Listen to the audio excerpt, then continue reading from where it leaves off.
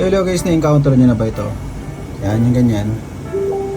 Yung nababasa naman yung memory mo na 16 GB RAM. Pero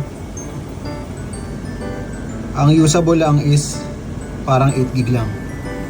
And dito sa unit natin ito, yan siya. Dalawa siyang RAM. Tapos nababasa lang is parang isa. Tara, gawin natin. So yan guys, ang gagawin natin, si-shutdown muna natin. Tapos, ang gagawin lang natin is tatanggalin natin. Tapos yan, linisan nyo lang. Or ang gawin nyo, kung meron kayong pambura, burahan nyo sa side na to. Yan.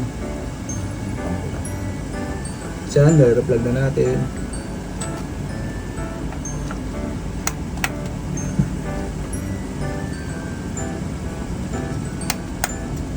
So, open natin. Testing.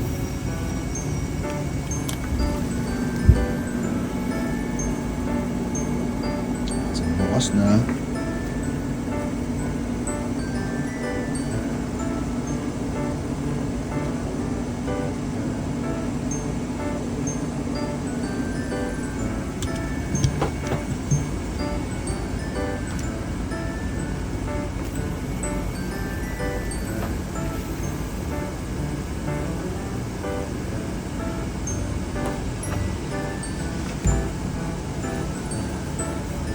Ayan, bumukas na, check na natin.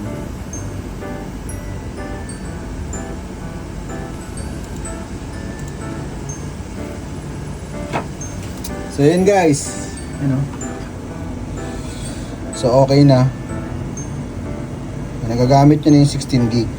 So kung tatanungin nyo kung bakit 14 lang, yung 2 gig kasi shinerd ko sa APU, sa built-in ng motherboard. Shinerd ko siya, bali nakashared yung 2 gig para sa APU, para sa R7 ng A8.